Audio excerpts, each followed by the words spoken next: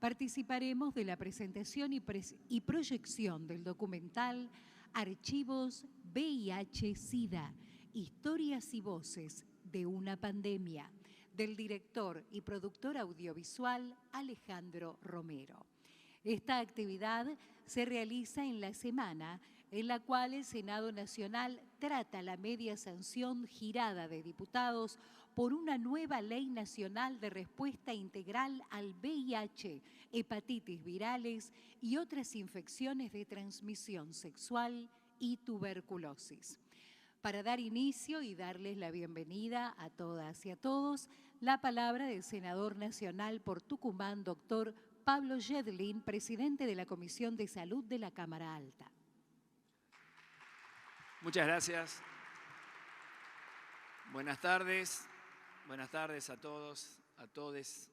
La verdad que estamos muy contentos de estar llegando a este momento. Por supuesto que contentos por ver este documental, que la verdad que tengo que decirles, yo ya lo vi, no le voy a espolear el final, pero sí decirles que me emocionó, me parece que es un esfuerzo enorme y aparte es un testimonio muy importante de una historia contemporánea que vivimos todos como ciudadanos, a quienes nos tocó como médicos, a quienes les tocó convivir con el virus, aquellos que conocían gente que convivían con el virus, y que me parece que resume historias enternecedoras, duras, tristes, muy reales. Así que simplemente eso. La verdad que les cuento una historia. Ustedes saben que mañana vamos a estar votando la ley, haciendo que esta media sanción de diputados. Y la verdad que ha sido un camino largo. Primero que ha habido muchos intentos que no lograron, después en diputados como presidente de la Comisión de Salud y en plena pandemia, con las organizaciones, con el Frente, trabajando muchas veces por internet porque no se podía viajar, no se podía uno reunirse. Fuimos, a partir del proyecto de ley presentado en diputados, armando con el Ministerio de Salud, con el ANSES, con el INADI, con los distintos representantes, este proyecto que hoy tiene media sanción y que se va a transformar en la nueva ley de VIH. Después de 30 años vamos a tener una nueva ley de VIH. Y hay que reconocer, por supuesto, el trabajo de todos y cada uno, sobre todo de ustedes, del Frente, de los que han trabajado y que hemos aprendido a escucharnos, a entendernos, a discrepar, a encontrar los consensos suficientes. Yo me acuerdo que, y acá les cuento una anécdota, estaba yo de campaña para ser senador. Yo era diputado nacional y estaba en plena campaña en Tucumán para ser senador. Y viene parte de mi equipo de comunicación. Nosotros habíamos conseguido el dictamen, teníamos el dictamen para llevarlo al recinto, al proyecto, y se acercaba la fecha, el 20 de diciembre, que se renueva la Cámara y todos los dictámenes pierden estado parlamentario. Entonces sabíamos que si hasta el 20 de diciembre el proyecto no entraba a la Cámara, iba a perder dictamen y íbamos a tener que volver, que es lo que se hizo, ¿no? Se perdió dictamen, hubo que sacarle dictamen de vuelta, hubo que volver a la Cámara. A Carito Gallar sacó el proyecto de vuelta, pero eso pasó. Y nos acercábamos, y la verdad que teníamos el compromiso del bloque y del presidente de la Cámara de que antes del 20 lo íbamos a poder hacer, y no se pudo hacer. Y estábamos en plena campaña yo para Senado y viene la gente de comunicación mía, desesperado, dice: Pablo, nos están matando en las redes porque dicen que vos... era un hashtag que se decía: Yedlin, poné la fecha. Así decía el hashtag. Yedlin, me imagino, porque alguno de ustedes habrá colaborado en el heiteo masivo que recibimos. Imagínense en Tucumán, no era un tema de campaña nuestro, pero esto se nos metía como un ruido muy importante a partir de las redes. No digo porque estas cosas hoy nos atraviesan permanentemente y es bueno por ahí escucharlo. Bueno, así que acá estamos. Se volvió a presentar, tuvo dictamen, sacó la media sanción en diputados. Acá tuvimos un dictamen prácticamente de mayoría en la comisión y mañana... Quiero decirles una cosa. Sí, mañana 30, Yedlin, poné la fecha, tenemos ley. Muchas gracias a todos.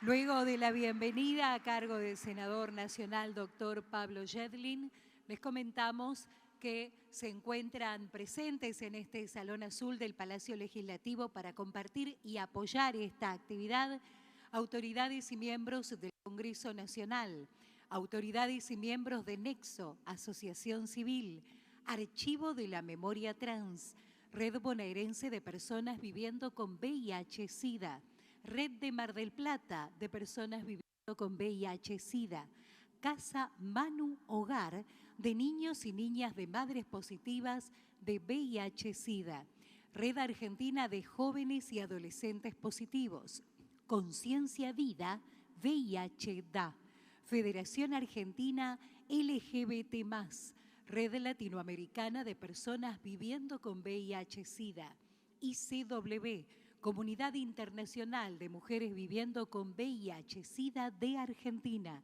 Frente Nacional por la Salud de las Personas con VIH-Sida, ACT UP de Argentina y la Secretaría de VIH de la Federación Argentina LGBT+.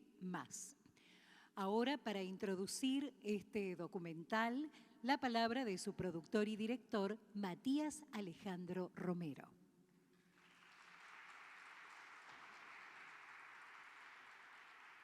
Bueno, primero, gracias a todas, todos y todes.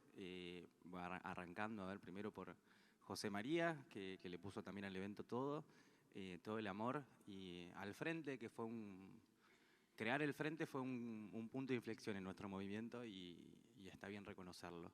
El Frente Nacional por la Salud de las Personas que viven con VIH-Sida. Este documental se produjo el año pasado, en pleno 2021, cuando se desató la epidemia del COVID. Y no voy a mentir, hubo una compañera que creo que casi todos los que estamos acá la conocemos, que cayó internada y me puse muy mal, me puse triste, pero había que hacer algo con esa tristeza. Y fueron 2 años de hablar de muerte, de escuchar en los medios, en la radio, en la tele, tantas cosas que sugestionaban, ¿no? Esa compañera todavía está con vida, pudo salir adelante, no con las mismas condiciones de vida, pero está, y eso es lo que importa. Está porque hubo un movimiento de personas atrás también para levantarla. Ese movimiento que está en esta película y que como director y productor decidí que sean mujeres porque yo también soy trabajador legislativo y a veces cuesta mucho que en las casas legislativas las y los senadores, las y los diputados se empiecen a deconstruir y entiendan estas cuestiones que tienen que ver con el género. Hola, que tienen que ver con el género y muchas veces me pasó también viviendo con el virus desde mis 20 años, de darme cuenta que las demás personas veían en el virus como que era una cosa de mariquitas nomás, ¿no?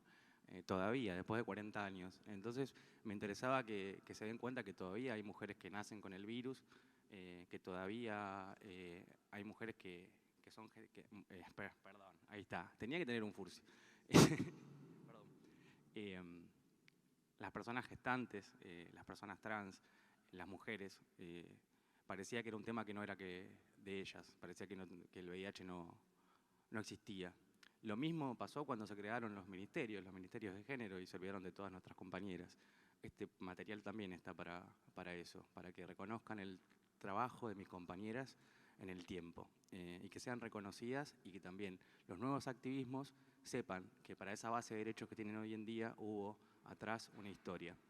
Ojalá esto sirva de disparador para que las demás organizaciones reconstruyan su propia memoria y sepan y guarden fotos, cartas, cosas de cada una de las personas que pasamos por las organizaciones y si no nos encargamos nosotros de resguardar nuestra memoria, pienso que estamos al horno. Así que ojalá esto sirva de disparador para que las organizaciones tomen la posta, para que se creen archivos. Acá la pionera de los archivos es Estela Carrizo, que ahora la van a ver, es protagonista. Tiene para fondo documental, pero para largo rato, así que seguramente haremos más cosas, más películas. Y ojalá sirva para que muchas organizaciones más trabajen en pos de la memoria de nuestro movimiento. Espero que les guste, fue hecho con amor. Quiero agradecer al Fondo de Población de las Naciones Unidas, a Mariana Isasi, a Alberto Estela, de ONU-SIDA. Sin ellos no hubiese sido posible. Soy un trabajador común y pagar una película es bastante difícil. También a mi novio Gonzalo, que está por ahí, que fue mi asistente de dirección. Hay que fumarme a mí, la verdad. Y también al senador Jetlin, al senador provincial Gustavo Sos, que es mi jefe y me permite, por ejemplo, hoy estar acá, cuando debería estar en mi casa legislativa. A Maxi Ferraro, que es mi amigo y también me acompañó para poder presentarlo en el Salón Auditorio el año pasado, el 25 de noviembre. A las demás fuerzas políticas, a la izquierda, que también siempre estuvo presente, a Romina del Pla, Carolina Galiart.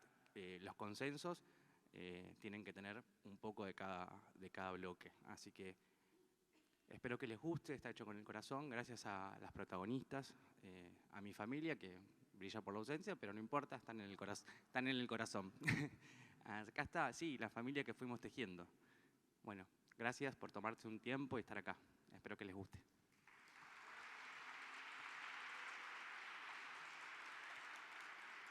Matías Alejandro Romero, productor y director, trabajador legislativo. Ahora sí, entonces, en este Salón Azul del Congreso Nacional, por iniciativa del senador por Tucumán, doctor Pablo Jetlin, presidente de la Comisión de Salud de la Cámara Alta, compartimos para todo el territorio nacional a través de Senado TV, para el mundo a través de nuestra transmisión de YouTube, el documental Archivos VIH-Sida, historias y voces de una pandemia. Imagínate sumarle que tenés un virus, algo que está en tu sangre que no lo podés controlar.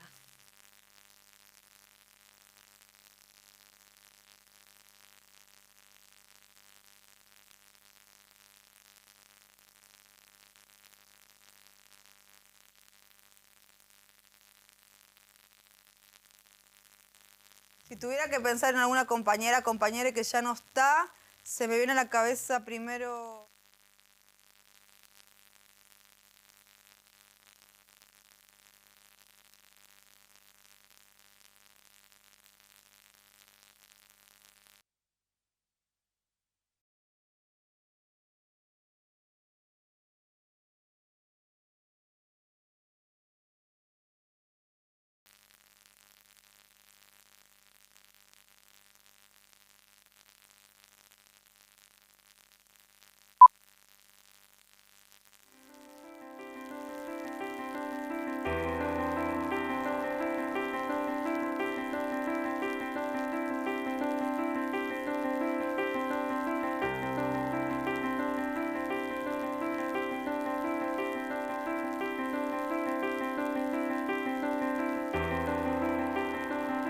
Me llamo Matías Romero, tengo 33 años. Me crié en Lomas de Zamora y en la actualidad vivo en La Plata. Amo los perros y jugar hockey. Soy trabajador legislativo, activista y militante por los derechos humanos. Vivo con el virus del VIH desde el año 2010. Soy el director de este documental.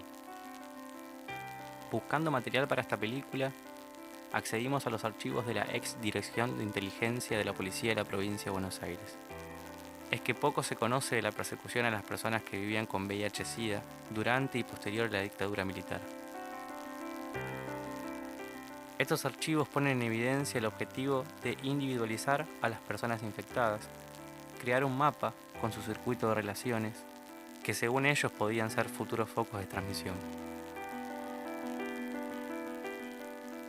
Desplegaron entonces sus aparatos burocráticos y territoriales, intercambiaron información con otras dependencias policiales, persiguiendo a las personas con VIH-Sida en su vida cotidiana. El resultado de este espionaje son 4 tomos caratulados SIDA, que en la actualidad se encuentran bajo la custodia y preservación de la Comisión Provincial por la Memoria.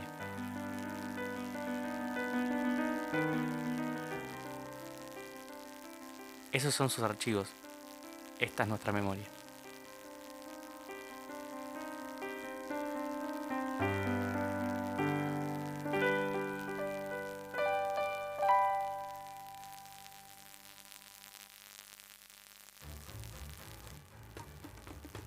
Bueno.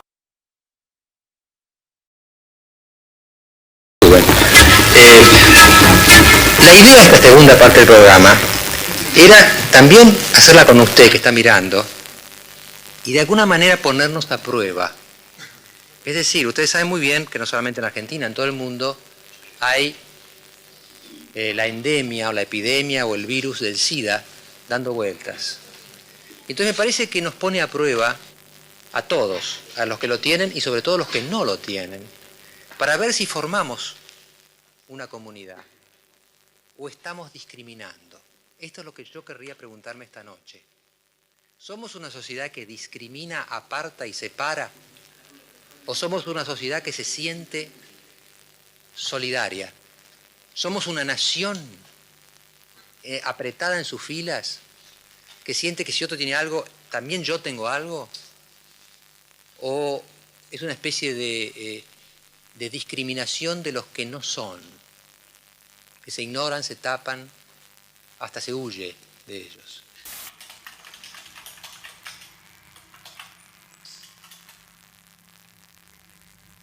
Médica y científica. Sí. Punto. Quizás la vergüenza y la discriminación. Mi nombre es Marcela Alsina, tengo 56 años, vivo en Merlo, pero nacida en Mar del Plata o criada en Mar del Plata. Me siento marplatense desde todo mi lugar, desde mi corazón. Mi vieja era del sur, de Chubut. Mi viejo era uruguayo, se encontraron en Buenos Aires buscando laburo y después vine yo. Cuando tenía un mes, mis viejos decidieron ir a Mar del Plata a buscar laburo, siempre tratando de progresar, así que nos fuimos para Mar del Plata y allá me desarrollé, tuve mi infancia, mi adolescencia y casi toda mi vida en esa hermosa ciudad. Y bueno, allá nacieron mis otros hermanos.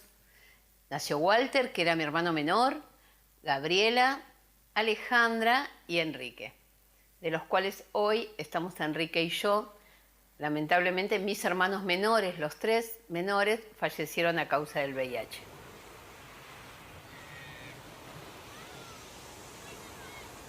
¿Cómo fue nuestra historia con el VIH?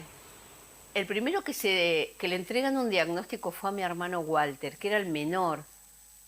Mi hermano Walter era muy lindo, muy rubio, muy lindo.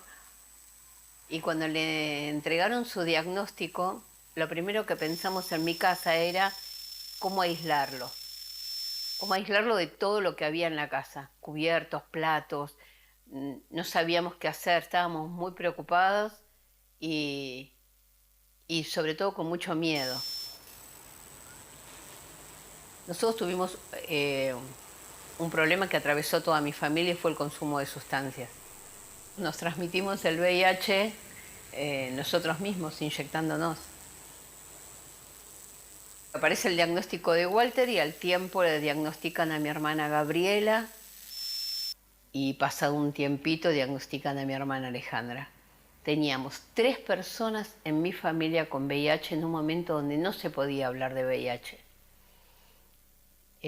Eso nadie sabía cómo encarar ese tema realmente.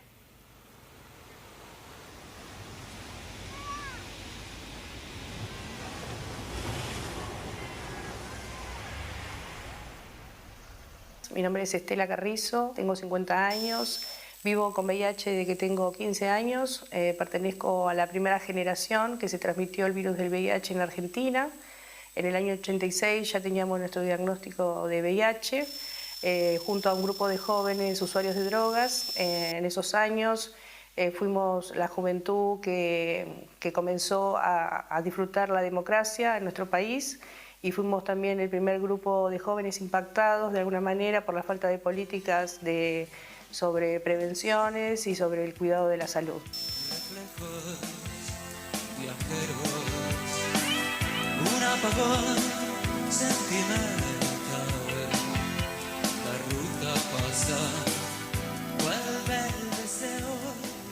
Somos esa generación víctima de una estrategia también para dominar o para los jóvenes tenerlos sometidos a algún tipo de sustancia, en esa época la cocaína de máxima calidad. Y bueno, nosotros no teníamos herramientas de cómo poder prevenirnos y bueno, desconocíamos y bueno, incursionamos en la práctica de usar drogas. En esos momentos, cuando tuve mi diagnóstico, a los 15 años, el diagnóstico era que íbamos a vivir 6 meses. Y recuerdo que me lo dieron el diagnóstico junto con 2 amigas más, y bueno, mis amigas creyeron en ese diagnóstico y murieron al poco tiempo. Re chiquitita. Es que no tengo ninguna de mi hermano, qué bárbaro. Ale. Y acá está Gabriel. Tuve un novio muy violento y me separé de él y me prendió fuego la casa. Y cuando me prendió fuego la casa me quemó toda la foto. Por eso yo perdí mucho de lo que tenía. Mi primera discriminación que sufrí en estos 35 años de trayectoria de vivir con VIH fue contarle a mi familia de mi diagnóstico, a mi madre. Se me dijo que me tenía que ir de mi casa porque iba a transmitir el VIH a mis hermanos, porque la información que había en esos años eran de mucha vergüenza, de mucha alerta. Entonces las personas con VIH, como sucede hoy con el COVID, éramos personas peligrosas y se divulgaba que las personas con VIH contagiábamos. Entonces mi mamá comprendió que tal vez por compartir un mate o lavar la ropa, en un mismo lavarropa, había una posibilidad de que yo contagie a mis hermanos. Acá la cárcel de Alvear era, mirá. Hasta allá lo mandaron. Claro, Alvear era donde... Claro, los mismos métodos que siguen usando ahora. ¿Quién sigue estando ahora en salud penitenciaria? Mis hermanos, a causa del consumo, terminan detenidos, tanto Gabriela como Alejandra como Walter. Y todo se desencadena, nuestra impotencia y nuestros mayores dolores, cuando la enfermedad empieza a surcar los cuerpos nuestros. Mi hermana se empieza a deteriorar mucho en la cárcel y no le prestaban atención, no le decían nada. Yo trataba de entrar, estaba acá detenida en La Plata, en el Instituto de Mujeres de Olmos, y iba a verla y me decían, no, tráigale, no sé, alguna crema. Y ella tenía hongos en toda la boca, no comía. Y me decían sus compañeras, mira, está sola en un calabozo y nadie la atiende.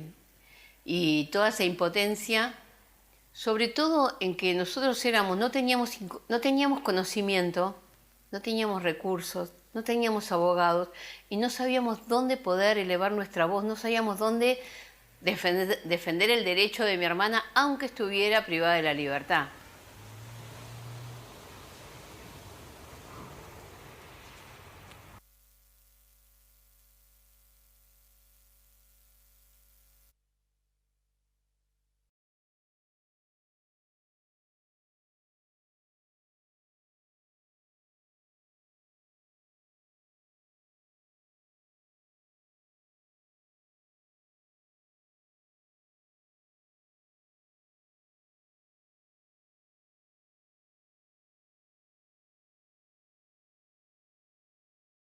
Si alguno de los dos queríamos ir a reconocerla y no nos dijeron nada, o sea, nosotros no sabíamos que estaba muerta.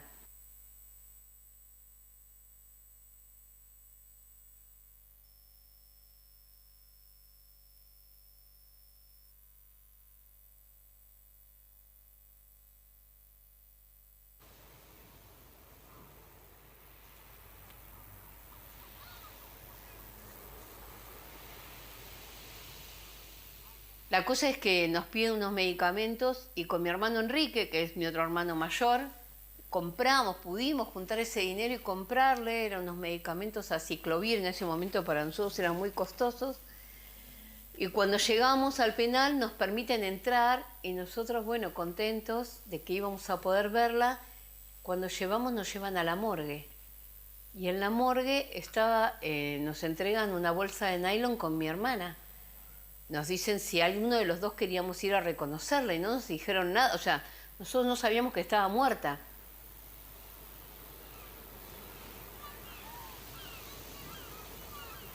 Era la pobreza, era la cárcel, era la incertidumbre, era no contar con nadie y no tener ningún tipo de sistema de salud que tampoco te protegiera, mucho menos el sistema penitenciario.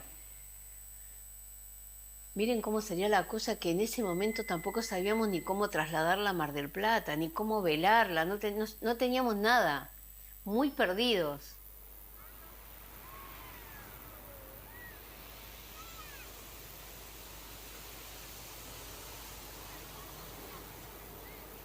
Yendo a mi propia vida, yo hacía otra movida por fuera. Ya estaba en recuperación, ya estaba mucho mejor en cuanto a mis pensamientos y a mi propia vida.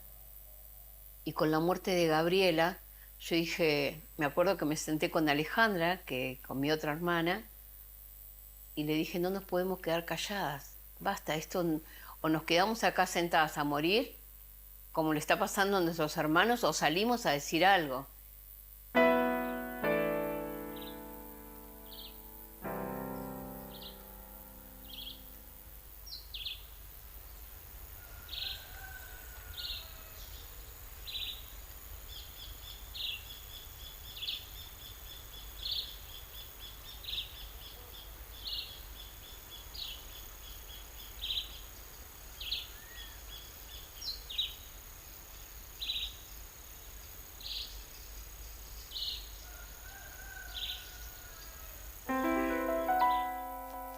Alberto y Clara son un matrimonio, también son nombres ficticios, ambos afectados por el virus.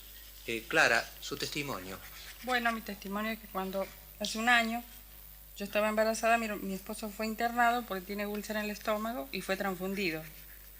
La noticia la recibo un día común en el Hospital Churruca, porque pertenecemos a Policía Federal. Y en el Hospital Churruca, el médico de cabecera me dice a mí, mira, lo estamos estudiando tu esposo porque parece que tiene una enfermedad, no sé cuál es, pero vamos a ver. Bueno, con eso demoran una semana y él a todo esto está totalmente inconsciente. Le están poniendo Valium y él no se da cuenta. Entonces en la semana yo digo, bueno, yo no doy más, yo estoy embarazada, necesito saber qué es lo que él tiene. Entonces a la semana me dice el doctor, bueno, mira, Clara, ¿sabes qué es lo que tiene él? SIDA, así nomás me lo dijo, ¿no? Y posiblemente vos también lo tengas, así que te tenés que hacer el análisis, ¿no es cierto? Entonces al otro día, cuando voy me hacen el análisis y al tercer día ya me lo dan. Y así el médico de cabecera nos dice, sí, ustedes dos tienen SIDA, desde ahora en más van a ser atendidos por el servicio de infectología, ¿no? Y así nos atienden, ahí nos dieron la noticia así, como si nada, no nos consultaron sobre el poder analizar la sangre, nada. Nos dijeron ahí que fue infectado con SIDA y nada más. ¿Y Clara, y su embarazo? Y mi embarazo siguió, estaba de 7 meses. El bebé nació, gracias a Dios hasta ahora todavía está dando negativo el bebé, porque nosotros somos sanos, éramos sanos, ¿no es cierto? Entonces somos portadores asintomáticos ahora. Pero el bebé todavía no tiene medicamento, nosotros sí, estamos medicados con muchos remedios ahora. Alberto, yo le haría la primera pregunta a usted. Yo supongo que en un caso así uno debe tener un sentimiento de culpa primero. Es decir, ¿cómo vivió usted que aparentemente Clara y en su embarazo estuviera afectada de SIDA por ser su mujer? Mi nombre es Patricia Leonor Weintraub. Yo nací en Banfield, en la avenida Pavón, hace 67 años. Yo era asintomática y yo no tenía nada y resulta que a mi hija, que hoy tiene 34 años, bueno, empezó a tener problemas de ganglios. Después un día le salió un absceso acá. Y el absceso era enorme, pobrecita, le dolía. Bueno, ahí hubo una reunión familiar, imagínate. Y entonces ahí fuimos al Garrahan, todos, la familia de ella, más yo, pobre mi amor. Bueno, nada, y entonces ahí se lo sacaron, se le sacaron la pus, ok. Pero ahí resulta que uno de los médicos ¿cuánto hace de esto? Yo tenía 9. Claro, tenía 9, ahora tiene 34, bueno. Me dijo, bueno, un inmunólogo, me dijo, hay que hacer HIV para la nena. Y cuando me dijo así, imagínate, a los 9 años la única forma de mi hija de contagiarse el HIV era por mí. Nada, tardé en ir a buscar el resultado, pero al final fui y era más positiva. Sí, era positiva. Soy Rocío Herrera, soy porteña. Si bien tuve el diagnóstico a los 9, no supe hasta más o menos los 10, 11. Eso es lo que vos crees. Más. Mamá, callate, vos vas a decir que sé. Sí, te lo dijimos a los 14, 15. No, bueno, mi mamá me sentó tipo a los 14 y me dijo, mi hermana me dijo, no mi mamá, tenés HIV, yo ya lo había leído en el frasco, Dirección Nacional de SIDA, encima dice. Me llamo Sofía, tengo 27 años, soy de Virrey del Pino, de La Matanza. Soy vertical, nací con VIH en el año 94.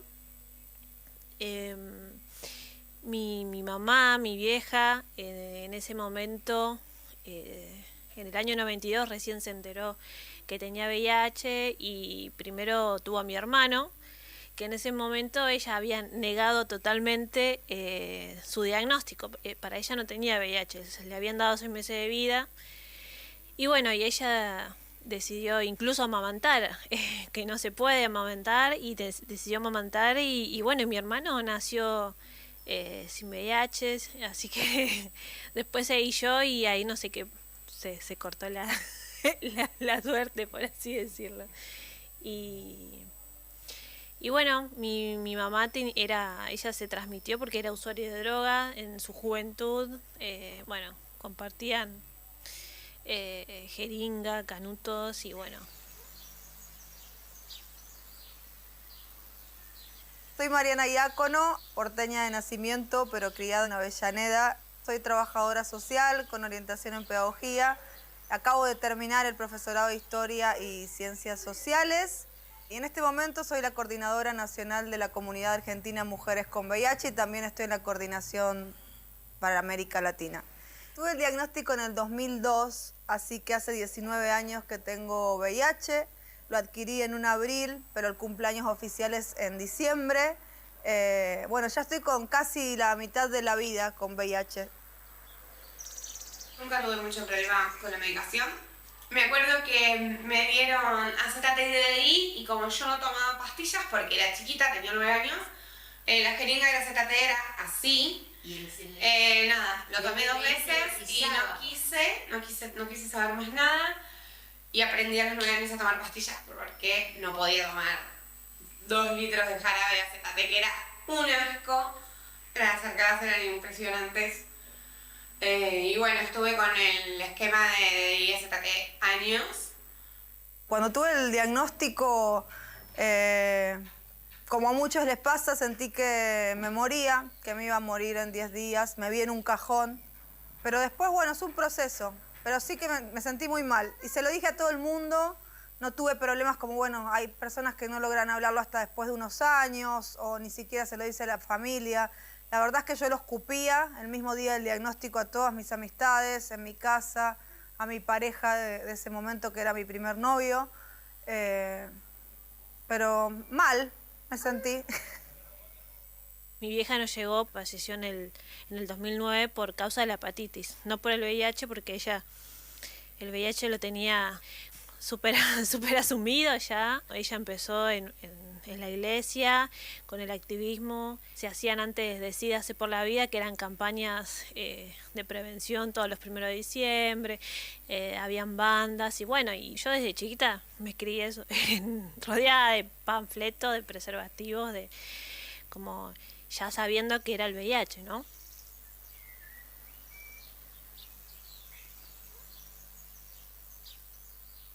La perspectiva del activismo orgánico o colectivo fue a partir de que participé de un simposio de la Fundación Huésped, donde escuché que alguien se estaba presentando en un panel y decía que era de la CETERA y de la UTE, del programa de VIH, y me acerqué y me presenté y le dije que yo tenía VIH, que era trabajadora social, que estaba estudiando el profesorado de Historia, y me dijo que no había trabajadora social en el equipo, y esa fue como mi primera participación colectiva, orgánica, como queramos llamarle, en un espacio con más personas. De ahí, al más o menos un año, un poco menos, ya estaba en las organizaciones, con Fundación Huésped y la Red Argentina de Mujeres con VIH.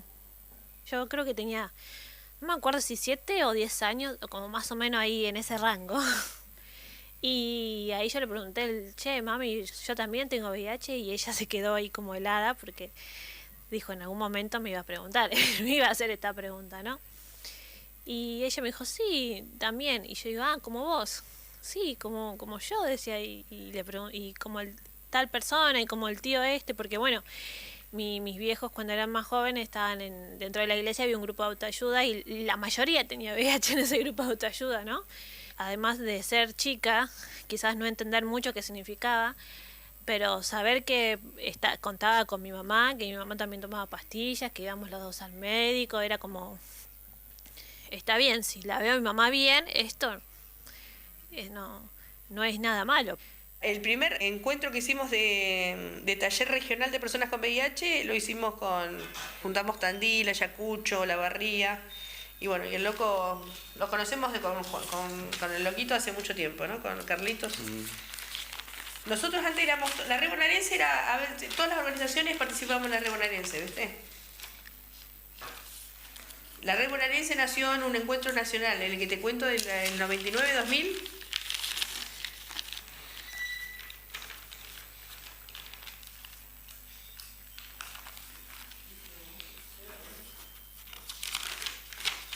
Es por fecha todo, me encanta.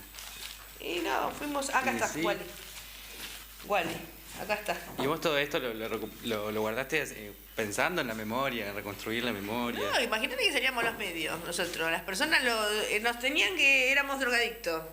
Y salíamos los medios, siempre salíamos los medios, que denunciábamos, ¿viste? Así que bueno, imagínate, Wally murió, fue el primer compañero que murió por efectos adversos de los medicamentos, se le quebraban los huesitos, pobre Wally.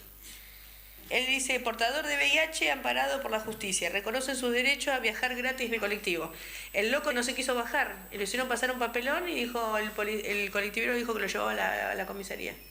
Y lo llevó hasta la primera y lo metieron preso y después lo liberaron. Y le metió una denuncia. Y a la UTE, después de 5 años de haber muerto, ganó el juicio y le pagaron, ¿viste? Y se lo cobró su hijo. En el 2007 hicimos el primer taller nacional de niños con VIH, jóvenes con VIH, entre 15 y 20 años, entre Fundación Huésped y la Red de Personas con VIH de Mar del Plata. Eran las dos organizaciones que identificamos en el país, que teníamos un grupo de jóvenes que habían nacido con transmisión vertical, que participaban de nuestros grupos y nuestras actividades. Así que hicimos un taller en colaboración y trabajamos e innovamos, porque no nos copiamos de nadie, no había ninguna evidencia de poder acercar a estos chicos en un primer taller. El taller fue de 3 días, la Red de Mar del Plata puso todos los recursos, la estructura, la Red de Fundación Huésped acompañó a los chicos a que viajaran a la ciudad, fueron 20 chicos, y lo hicimos, alquilamos un hostel muy cerca de acá de nuestra casa, y todas las actividades del taller se hicieron acá en la ciudad, acá en esta red, en esta organización, y principalmente queríamos trabajar sobre el estigma, sobre los valores, y queríamos hablar sobre los tratamientos antirretroviral. Recuerdo cuando vinieron los chicos, muchos no hablaban de sus tratamientos, no nombraban la palabra VIH ni la palabra SIDA, no conocían sus antirretrovirales, no sabían lo que tomaban. Nadie, me acuerdo que se inyectaba fusión en la panza. Tuvimos que contratar a una enfermera para que le puedan aplicarle. Después de que se fueron de ese taller, ella aprendió a aplicarse sola su droga. En ese taller vino Tami, vino Nadia, vino Sofía Ocampo. Muchas de estas jóvenes son las hijas de nuestras amigas que después partieron. Entonces teníamos un deber con ellas también y con nuestros niños de Mar del Plata en poder hacer un trabajo y poder sembrar la semilla de la organización. Hubo un encuentro que se hizo en Mar del Plata, todo de verticales, de chicos que nacieron con VIH, que incluso eran la mayoría hijos de otros padres activistas de otras redes. Era como todo muy... Y fue ahí que mi vieja, que fue un año antes de ella fallecer, me dice, che, vos tenés que participar, que vas a ver que te va a gustar, qué sé yo. Ahí empezó todo. O sea, había empezado hace años con mi vieja, pero ahí empezó mi activismo, digamos. Uno de los momentos más fuertes que tuvo el taller fue un taller sobre estigma y discriminación, en donde los chicos pudieron develar su diagnóstico, en cómo fue el sufrimiento de sus primeros años, algunos cómo quedaron huérfanos, sin madre y sin padre, cómo se fueron a vivir con sus abuelos o con algún cuidador. En un momento estos chicos vinieron acompañados por 2 psicólogas de Fundación Huésped, que en esa época eran recién residentes, recién estaban formándose, y fue un momento muy fuerte porque el taller duró 4 horas en donde los chicos se abrieron y comenzaron a llorar.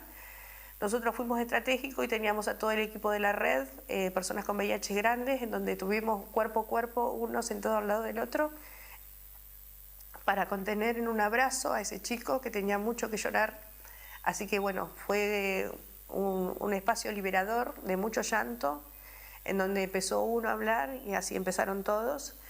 Y bueno, tuvimos todo un trabajo para cerrarlos, porque había que cerrar ese momento, pero nosotros comprendimos de que si no llorábamos, eso que teníamos iba a ser imposible en que ellos puedan empoderarse y entender lo que tenían que tomar control de su salud y de su vida. Y bueno, ahí conocí otros chicos, otras historias, conocí a mis amigas de fierro y formamos un grupo que le pusimos Arribarte, las que siempre fuimos fijas en el grupo, Tami Sosa, Evelyn Lucero y Nadia Tevez. Y bueno, empezamos ahí haciendo teatro, haciendo obras que eran dedicadas para jóvenes, donde contábamos qué es lo que nos pasaba a nosotros, ¿no? En ese momento de adolescente, no sé, empezar una nueva relación, contarle a algún amigo que es tener VIH, como todas las preguntas que te surgen cuando sos adolescente.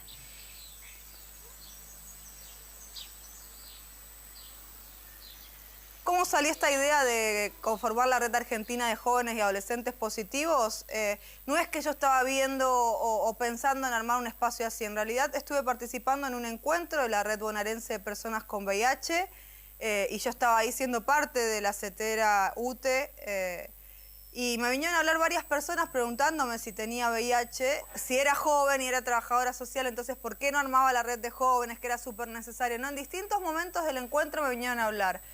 Y me fui con esa idea, pero yo ya había transitado ese espacio de, bueno, voy al grupo de pares del Muñiz, no hay ninguna persona joven. Voy a una terapia grupal, tampoco encontraba jóvenes. Había redes de adultos, redes de todo, pero menos de jóvenes. Entonces, bueno, estaba Mariana Diácono, que nos conocía y nos juntó y dijimos, chicas, tenemos que hacer una red, tenemos que hacer algo porque no hay. Hay jóvenes, pero son jóvenes dentro de otras redes, que son todas de adultos, y no hay alguien que cuente la problemática de los jóvenes. Entonces dijimos, bueno, vamos a hacer algo, formemos una red. Y ahí nació la RAJAP, que es la Red Argentina de Jóvenes y Adolescentes Positivos. Cuando veo esa primer foto de la RAJAP, que es como icónica, es una foto hermosa, que están todo ese grupo, que parece viaje de egresados en realidad la foto, pienso en todo el tiempo que pasó, en todo lo que creció la red, en todos los jóvenes que pasaron por la red, que siguieron haciendo militancia, activismo en otros espacios, en todos los que se fueron y en todas las que se fueron. Como uno tal vez piensa que haciendo activismo sí puede salvar vidas, pero no siempre es así y hay cosas que sobrepasan las acciones que podemos hacer como militantes. Muchas cosas pienso, o sea, sobre todo el impacto de los que no están en la foto es creo que lo más fuerte. Del primer encuentro, no sé, creo que habremos sido como con toda la furia, 20 habremos sido, ¿no? 20 verticales. Y bueno, que me acuerdo que una era de San Juan, otro vinieron de otras provincias, pero eran 2 o 3 contadas con los dedos de las manos, casi todos éramos de Buenos Aires.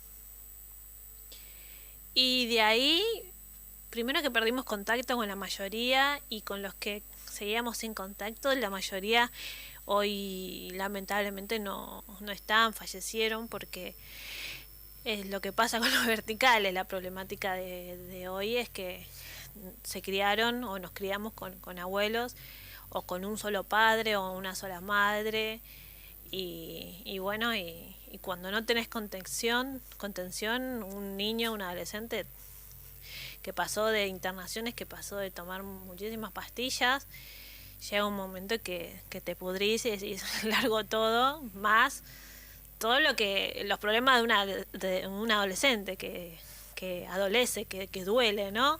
Pasar por esa etapa, imagínate sumarle que tenés un virus, algo que está en tu sangre que no lo podés controlar. Si tuviera que pensar en alguna compañera que ya no está, se me viene a la cabeza primero Fabiana Barbuto, de la Red Argentina de Mujeres con VIH, que cuando empecé siempre que alguien estaba como poniéndome trabas en el camino, ella decía como que había que apoyarme, que era joven, que tenía pilas. Fabiana fue una mentora y una gran amiga, no hay día que no vea foto y la extrañe. Cada uno de los vértices de Rajab también siempre se me vienen a la cabeza, Marina, Leandro. Sergio de Jujuy, que partió el año pasado, fue una partida no esperada en lo más mínimo. Y también Manuel da Quinta de Onusida, que era amigo mío de hacía muchos años. La verdad que se me vienen esas personas.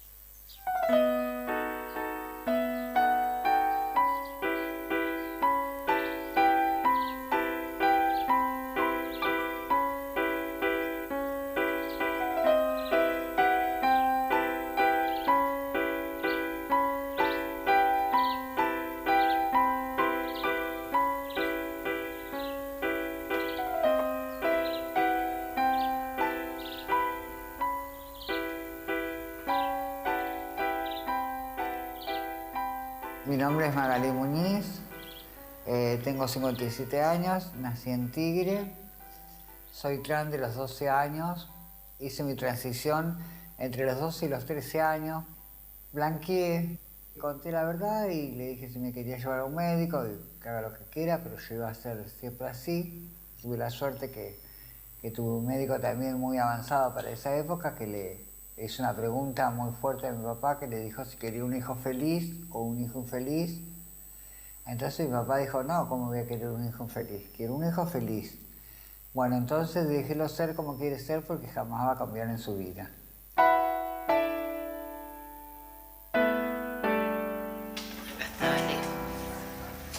Te vas a dar cuenta porque son bastante diferentes. Gaby. Pero para todo esto estaba mi otro hermano detenido.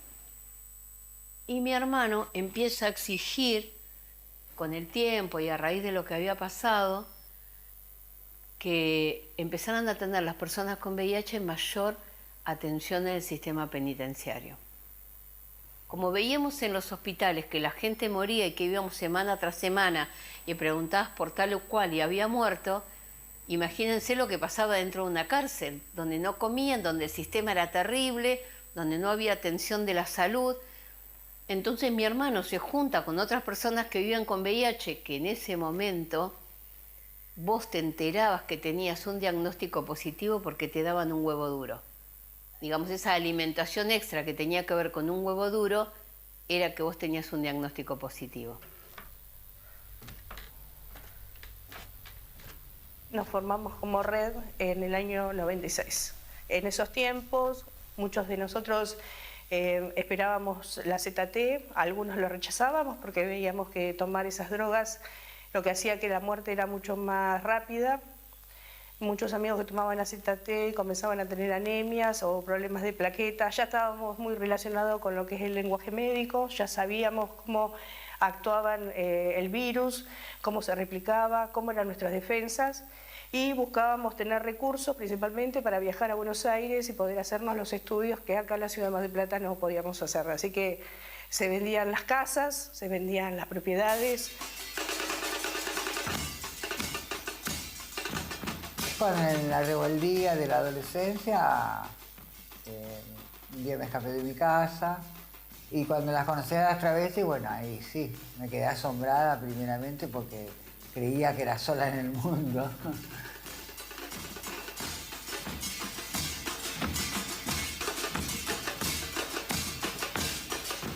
Viví hasta los 24 años acá en Buenos Aires, hasta que me tuve que exiliar a la ciudad de Neuquén, porque la policía acá en Buenos Aires no nos dejaba tranquilas.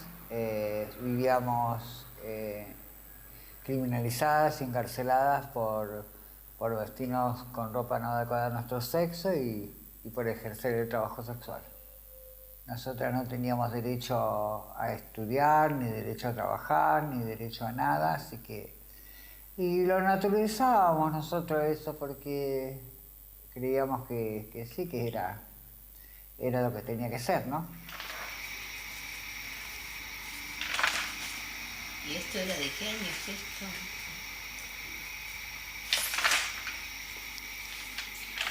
¿Y vos conseguiste? Mi hermano veía a toda la gente que estaba con diagnósticos positivos y se empieza a juntar con otras personas y a exigir por qué no les daba mayor alimentación, mayor atención.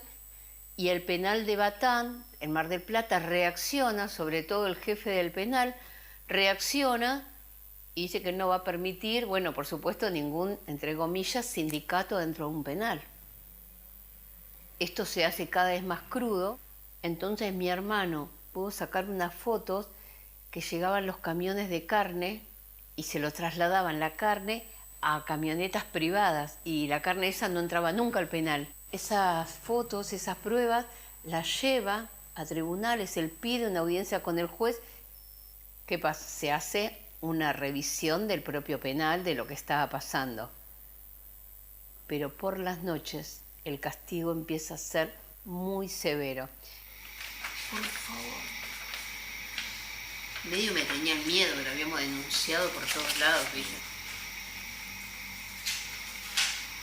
Están las declaraciones en esa causa que llevo tantos años guardada, como a él lo sentaban, que él era, digamos, la persona que había hecho la denuncia, entonces no lo tocaban, pero ponían a todos sus compañeros alrededor y los torturaban.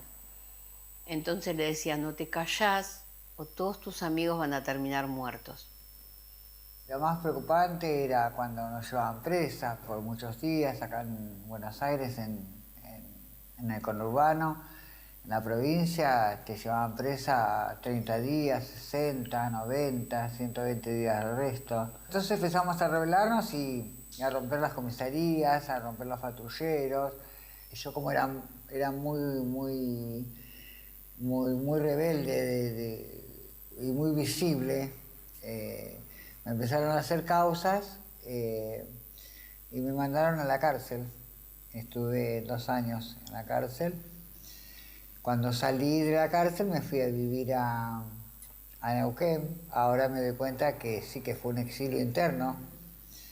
Fuimos buscando un poco de libertad, ¿no? Mientras algunos compañeros estaban en los hospitales, internados y recuperándose de la salud, nuestros padres viajaban a La Plata o al Ministerio de Salud a buscar los primeros tratamientos de drogas. Viajaban en micro, con bolsos y traían la terapia para muchas personas. Siempre ellos cuentan que había que llegar temprano porque el que llegaba tarde se quedaba sin drogas. Nuestros padres ya comenzaron a salir a los medios. Cuando no nos querían operar en el quirófano o nos negaban una cama, ya hablaban con la dirección del hospital. Siempre había alguien adentro del servicio de salud que nos decía que había esperanza. Eso nos permitió no rendirnos. Después, en la época de los 90, nace Conciencia Vida, fue fundada por Vivi. Nosotros le decíamos Vivi, se llamaba Raúl Fermanelli, pero para nosotros era la Vivi, ¿no?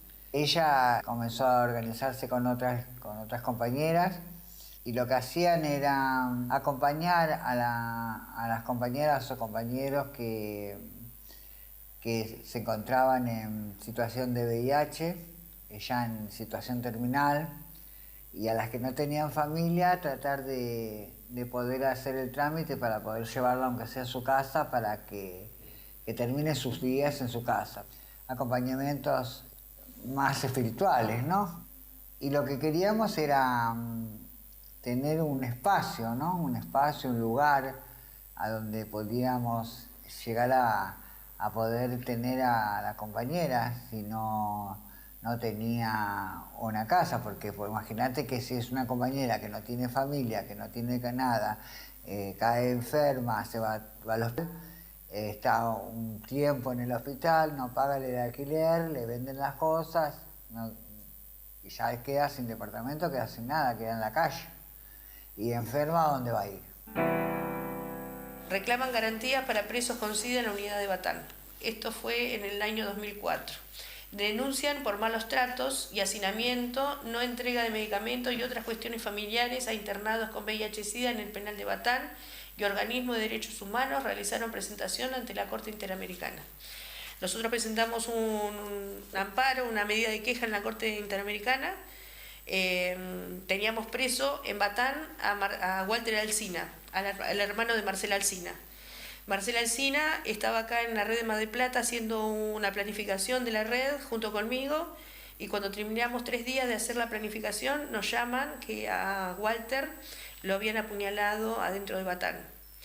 Pero volviendo a lo de mi hermano, yo por afuera lo aguantaba en toda reunión que había. Recuerdo que con la red de Mar del Plata y con la red bonaerense íbamos a los actos donde estaba el ministro de Salud, por ejemplo, y levantábamos carteles, y claro, tenían que parar el acto y preguntarnos qué pasó, y decíamos, empiezan a trasladar a mi hermano, lo sacan, y para resguardo de mi hermano a la cárcel, donde estaba monitoreado 24 horas y no hablaba con nadie. Estuvo durante toda su última parte de condena en ese lugar. La única visita y con la única persona que hablaba era conmigo cuando yo lo iba a ver, y con mi mamá. Eso trajo muchísimo dolor y muchísimo también descuidado en la salud. Porque estar incomunicado, estar pasando emocionalmente situaciones muy severas, haber perdido a sus compañeros por haber peleado por una causa. Oye, no, ay, perdón.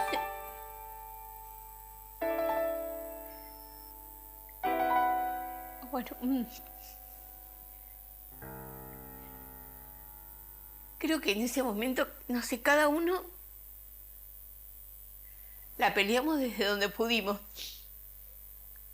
Sobre todo de utilizar este dolor no para victimizarnos de lo que pasaba, sino para defender los derechos.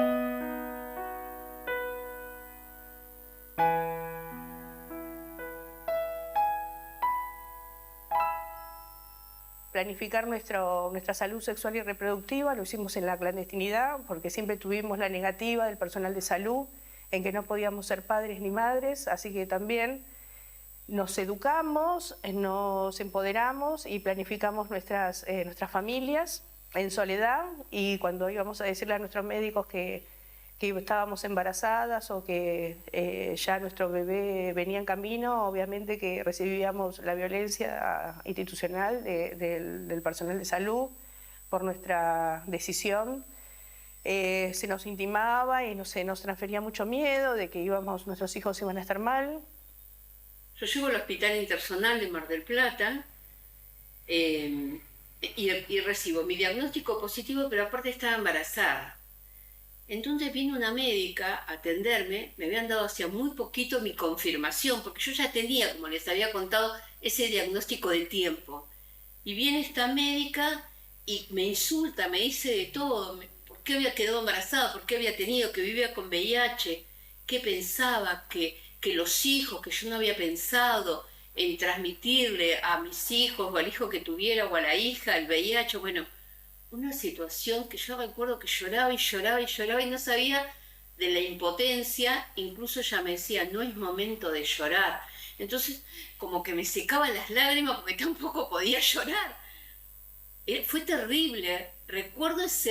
Hasta recuerdo esa sala del hospital, cómo yo estaba. Pero ¿qué pasó? A la tarde me dice, bueno, tenemos que hacer un raspado. porque yo tenía una pérdida, estaba muy flaca. Yo no entendía mucho realmente. Digo, bueno, si ustedes lo dicen, vieron cómo es uno. Si el médico lo dice... Mamá es. No es Peter. ¿Cuántos años va a tener Peter? ¿30 años el perro?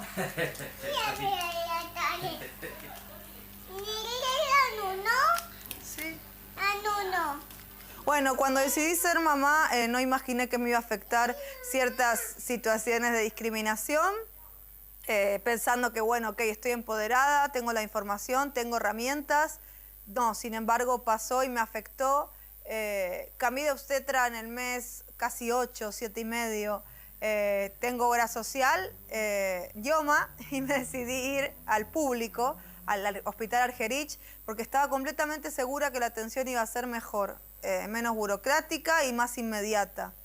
La verdad que, nada, también pensé, por ejemplo, que no me iba a afectar tanto lo de la lactancia, y sí me afectó. Y hasta todo el momento ritualístico y performático, ¿no? Del momento en que vienen a inyectarte la ZT para el suero, que tengo unas fotos muy buenas que sacó Cayo, con, ¿no?, el suero que dice AZT o VIH, no me acuerdo qué dice, creo que AZT. Todo después queda vinculado, no es que estás por parir y estás conectada solo con eso. El VIH también interviene en los momentos y también interviene esos comentarios chiquitos o grandes o acciones de discriminación que puedan ejercer en el servicio de salud. Con la señorita Gaby. Tía Gaby. Aquí con la señorita Gaby. Tía Gaby. En obra social, como en el hospital público, muchas veces siguen reproduciendo comentarios discriminatorios, siguen poniendo adelante sus comentarios religiosos, porque piensan que sería mejor que no estés embarazada, porque tenés VIH, o que tengas... que hagas la búsqueda de embarazo con inseminación. No, se olvidan de que hay algo que se llama indetectable intransmisible y cuando estamos indetectables ya no hay posibilidad de transmisión de VIH. Entonces, a partir de eso hacen muchos comentarios que tienen que ver con estigmas. Abuelo. El abuelo y el abuelo. Mirá, mamá soleándose en la perla. ¿Sí? ¿Qué? En el día de hoy, con 27 años, puedo decir que soy una mamá feliz. Hace poco, recientemente, tuve una hija por parto natural, porque gracias a Dios estoy indetectable. Entonces las personas que estamos indetectables, que no tenemos, que nuestro virus está bajo en sangre, entonces podemos ir a parto normal tranquilamente, no es necesario que se haga una cesárea. Entonces pude pasar por ese dolor del parto normal, que yo quería en realidad ir a parto, así que se dio como quise.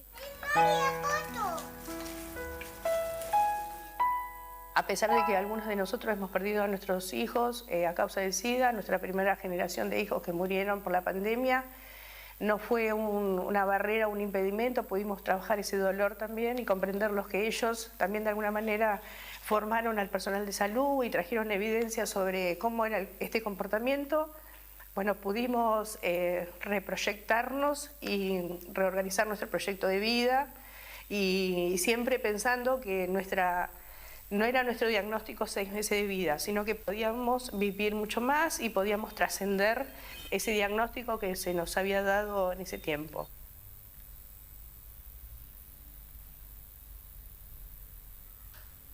Siempre me quedó esa duda, ¿algo habrán hecho en mi cuerpo? Tuve una ligadura de trompas y nadie me lo dijo, o quizás naturalmente no pude quedar, pero yo sí recuerdo profundamente el maltrato, lo que me dijeron y también el resultado de muchos años de no poder tener un hijo. Y también quiero asociar esto a que yo tenía el deseo de tener un hijo, pero también me daba vergüenza decírselo a los profesionales. Entonces no buscaba mucha ayuda, porque digo, si me habían censurado tanto en un inicio, y a pesar de que yo ya me había convertido en activista, el tema del embarazo y la mujer seguía surcando fuerte en las mujeres. ¿No? Decir, ¿pero cómo? ya estás grande, o ya esto, o para qué, o ya tenés sobrinos, me dijo una doctora. ¿Para qué pensar en hijos? Ya tenés 2 sobrinos.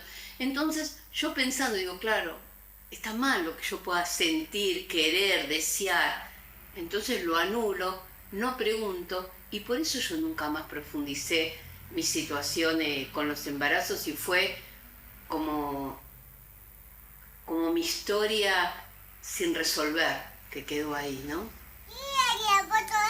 Sí, unos bugs. Igual tenés un montón para... Pero en cuanto a la posibilidad de la transmisión vertical en el parto o en el embarazo, la verdad es que ahí sí, fue lo único como que no me afectó, que siempre estuve tranquila que iba a estar todo bien. Sí, tal vez me di cuenta de mi pareja cuando se hacían los test, porque a la bebé le hacen los test como que igual era como el nervio de ir a buscarlo. Yo estaba tranquila, sabía que iba a dar negativo, pero también como familiares, que digo, no son esas situaciones de discriminación, es como ese temor que pase algo contrario y que dé positivo. Pero como preguntando, ¿y los exámenes dieron todo bien? Yo sabía que iba a estar todo bien porque estoy indetectable y estaba indetectable ahí hacía más de una década. Así que en ese sentido, esa posibilidad de transmisión durante el embarazo o el parto no me afectó en absoluto. Yo confío que ella van a salir los estudios bien y que va a estar indetectable ya. En realidad ni lo pienso porque es como que ya para mí ella nació y ya lo tengo incorporado de que no, ella no va a tener VIH. Sí.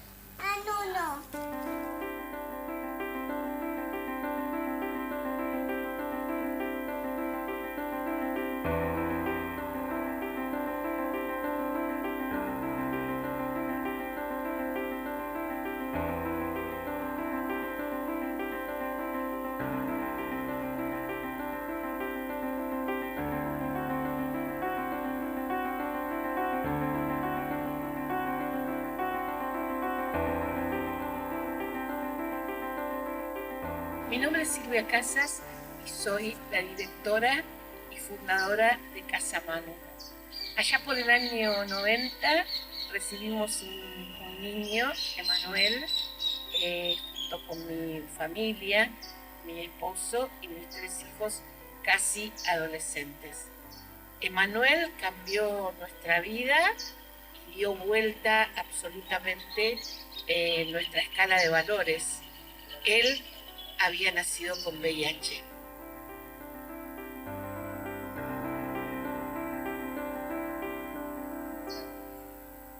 Pasaron 8 años increíbles en los cuales lo amamos, valoramos y cuidamos como una persona sin ni siquiera pensar demasiado en que podía morir. Eso ayudó a que él sea un niño feliz, que amó y fue amado de una manera inmensa. Tuve como varios salvavidas en mi vida, que fueron como la esperanza, ¿no? De hoy, después de 30 años, agradecer a la vida todo lo que pasó. Una fue mi recuperación, sin duda, el estar limpia, ¿no? El haber salido donde estaba. Y la segunda fue el activismo. El activismo tuvo un día en mi vida, un día muy particular que nunca voy a olvidar. Resulta que estábamos en el Hospital Posadas y bueno, también viendo qué hacer, ¿no? Cómo hacer para que la cosa moviera, para que hubiera presupuesto, para que se compraran medicamentos, y se decide hacer la marcha de los barbijos. No porque nosotros infectáramos a nadie, sino porque nadie quería mostrar la cara. Cortamos la 9 de julio, nos fuimos como pudimos hasta el ministerio, yo ya estaba en Buenos Aires, nos fuimos al ministerio, cortamos la 9 de julio y estábamos con una amiga, Camila, que ya no está entre nosotros, pero que siempre la recuerdo, y venía la prensa. Entonces me dice Camila, ¿y ahora quién va a hablar? Estábamos todos tapados, nadie quería decir nada. Entonces Cami se da vuelta y me dijo, ¿qué te parece, negra? A mí siempre me dicen, ¿qué te parece, negra, si le ponemos cara al VIH? Saquémonos los barbijos, estos. Y así nos sacamos el barbijo y dijimos, nosotras vamos a hablar. Y salimos al otro día en todos los diarios del país con un cartel que decía, sin tratamiento me muero. Y salía Camila y yo, sin barbijos, abrazadas. 20 días después cumplir 8 años, Emanuel falleció. En 2 meses de estar visitando permanentemente el Hospital Garrahan y volviendo siempre a casa, su vida se apagó. Pero esta vez fue diferente al momento que nació, porque pudo estar conmigo, pudo morir en mis brazos. Y realmente creo que en ese momento lo sentí más que nunca mi hijo.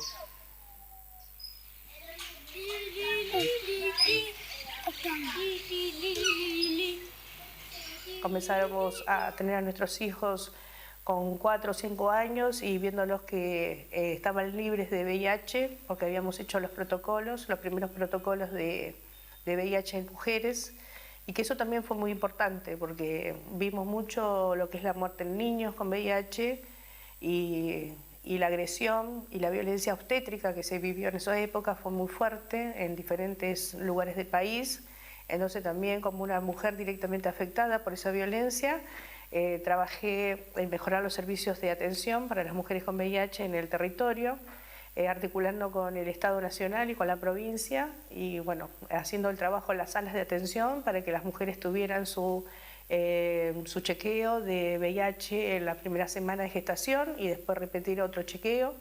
Así que también fuimos de alguna manera parte de escribir esas normas a nivel nacional a través de nuestro dolor y de nuestras evidencias en la violencia y discriminación que sufrimos en las instituciones. Pudimos hacer que el Estado tomara la agenda de las mujeres y la responsabilidad de que los niños que nacían con VIH era responsabilidad del Estado. Acá entregamos preservativos, entregamos... todos los días atendemos a las comunidades, entonces tenemos un poco de ropa preparada por si viene alguien con frío, y después si alguien quiere colaborarnos, se puede llevar algunos de nuestros tejidos del taller de mujeres que funciona acá en la red, en donde tejemos. Y bueno, estos son un poco los modelitos que te voy a presentar uno mío, que soy... Ellas, algunas tejen, entonces yo después los... Está hermoso. ¿Viste? Miren lo que hacemos. Una compañera que se llama Romina Díaz, ella se pone en contacto con una hermana, que es la hermana Mónica Astorga, de Neuquén, y bueno, entonces empieza a hablar y le pide que nos lleve a las compañeras que estábamos, que ella lo que podía ayudar al principio era una contención espiritual, si queríamos.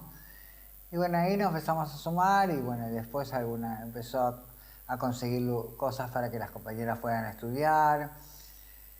Nos empezó a preguntar qué es lo que cada una quería, qué sueño tenía, y una de las compañeras le dijo que el sueño de ella era tener una cama limpia donde morir. Entonces eso como que le fue muy fuerte para la hermana Mónica, y bueno, se buscó el medio de que le donen un lugar, una casa abandonada de la iglesia. Consiguió una persona quien la refaccione, la condicione para que pueda funcionar la casa para las necesidades que nosotros queríamos. Y así nació la casita, que fue la primera casa trans destinada para eso, y creo que fue la primera en Argentina y creo en Latinoamérica también.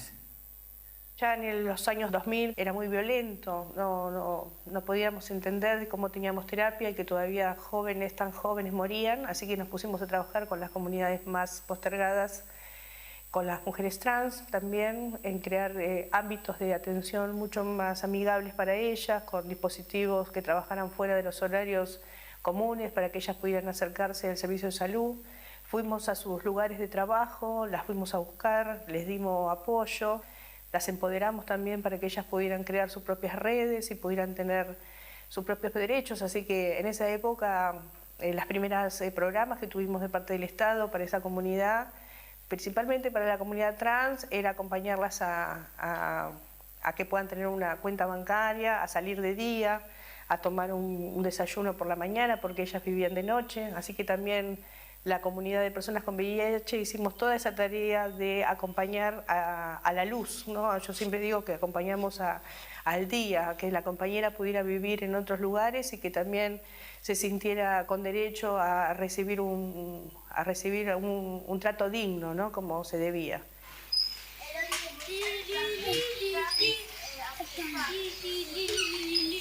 Bueno, y así nace Casamano. Mucho amor nos une porque este genio llamado Emanuel había dejado hasta el nombre. Estuvimos con mi hermana, con una de mis hermanas, matándonos varios días pensando, una vez que armamos la asociación civil, ¿y qué nombre le ponemos? ¿Qué nombre le ponemos? ¿Qué nombre le ponemos? Y yo un día iba a trabajar y escribo en el vídeo del colectivo: Manu, mucho amor nos une. De repente llego desesperada a llamar a mi hermana para decirle: pero Paula, teníamos el nombre, va a ser Mucho amor nos une.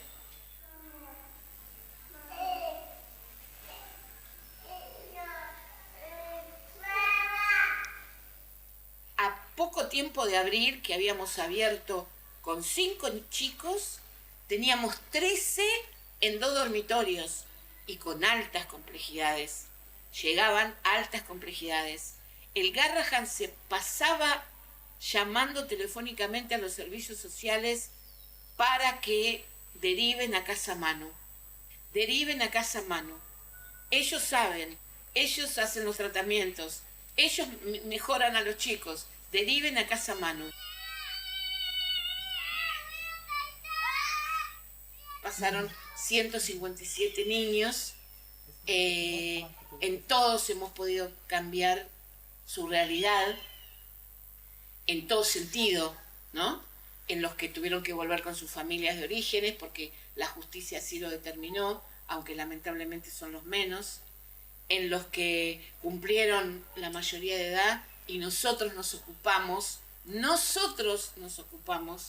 de insertarlos con familias que los cuidan, que los protegen, que los ayuden, que los acompañen.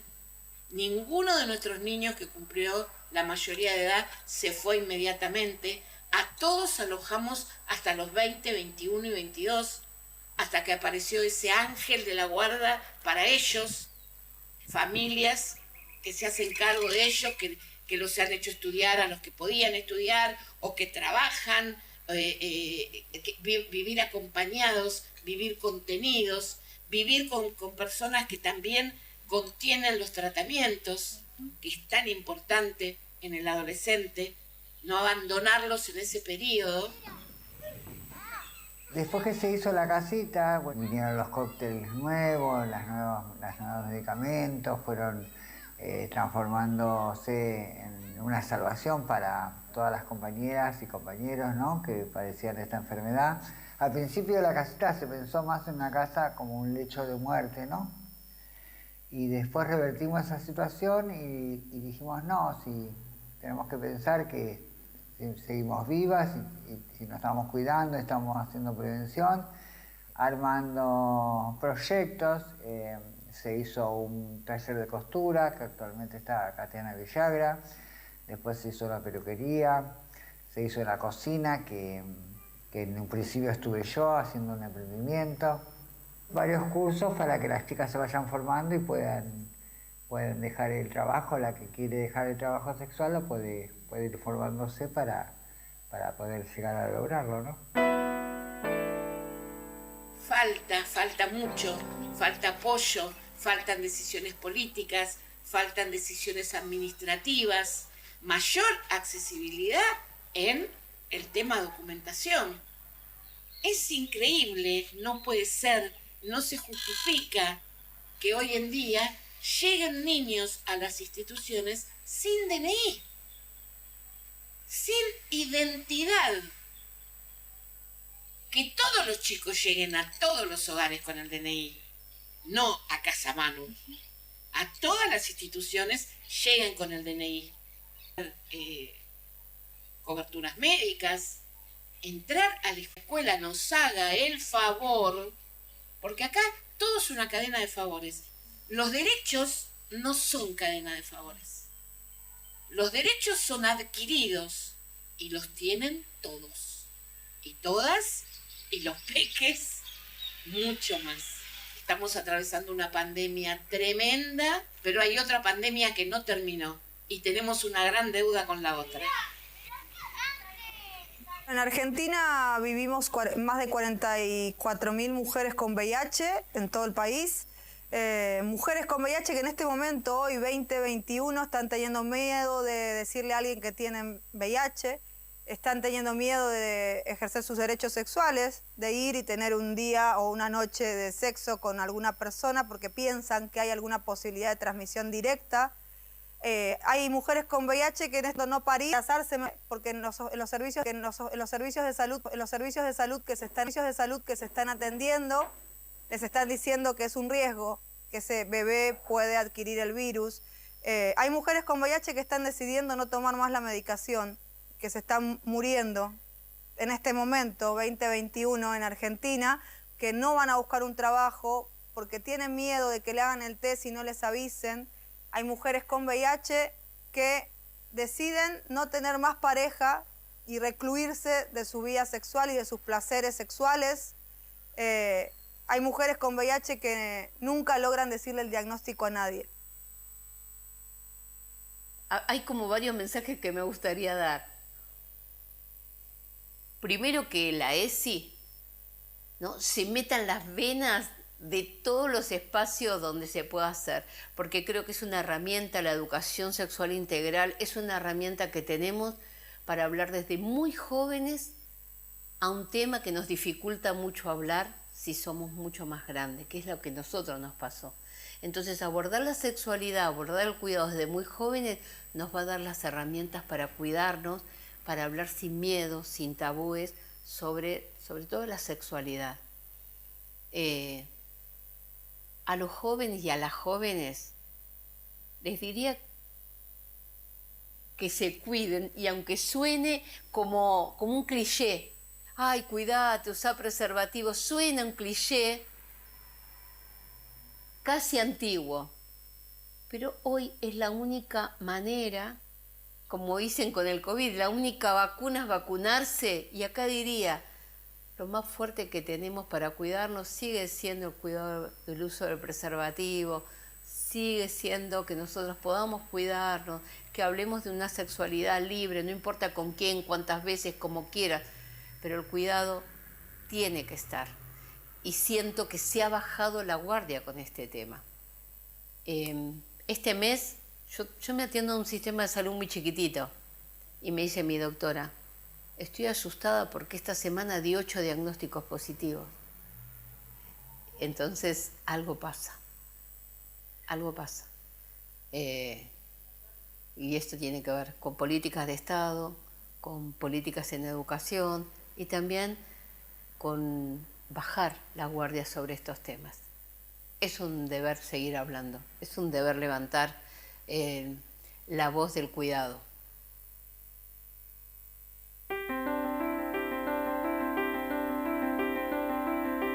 Nadie nos regaló nada, ningún político, ningún gobierno. Lo que logramos fue a través de nuestra sensibilización y a través de nuestros muertos.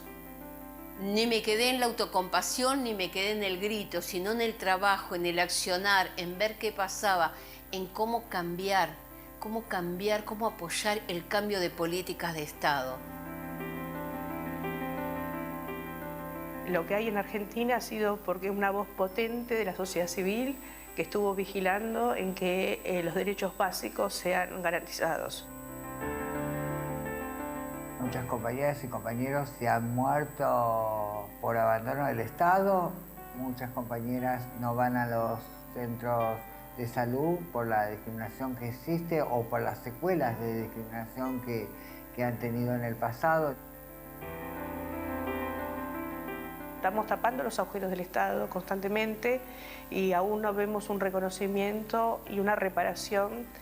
Y yo digo reparación principalmente, ¿no? Como las compañeras trans piden hoy, reparación del daño, ¿no? Del daño que sufrimos por esos tiempos de mucha oscuridad en nuestro país, de abandono.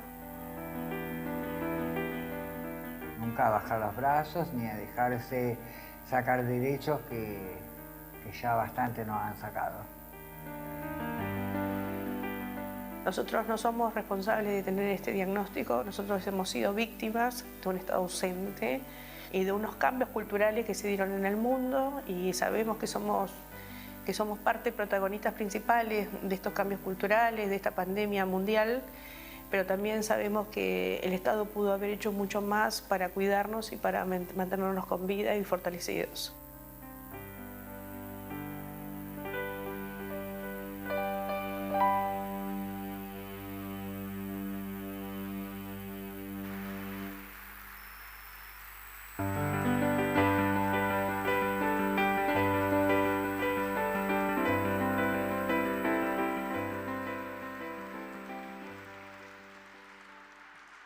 De este modo, damos por concluida la proyección del video documental Archivos VIH-Sida, Historias y Voces de una Pandemia, del director y productor audiovisual Matías Alejandro Romero, que por iniciativa del presidente de la Comisión de Salud de la Cámara Alta, senador nacional Dr. Pablo Yedlin, se realizó en este Salón Azul del Palacio Legislativo.